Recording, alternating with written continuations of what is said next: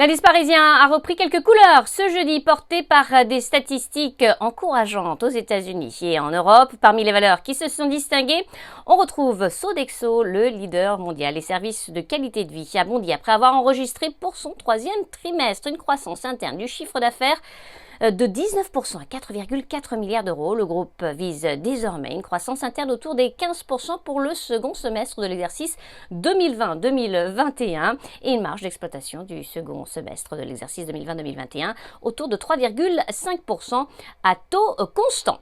On passe à ST Microelectronics. Le fabricant de semi-conducteurs a lancé de son côté un programme de rachat d'actions pour un montant maximal d'un peu plus d'1 milliard de dollars sur une période de 3 ans, sous réserve de l'approbation de l'Assemblée des actionnaires et d'autres autorisations éventuelles.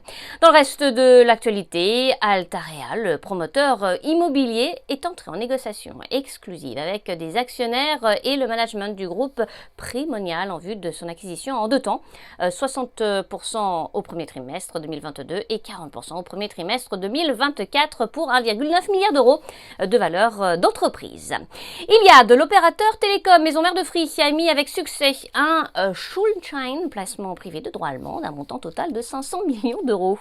Trigano, société spécialisée dans les véhicules et équipements de loisirs, a fait de son côté état pour les 9 premiers mois de son exercice en cours, un chiffre d'affaires en progression de 46,2% en données publiées à 2,27 milliards d'euros. Et puis Vinci, le groupe de construction, a placé avec succès une émission obligataire de 750 millions d'euros à échéance janvier 2032, assortie d'un coupon annuel de 0,5%.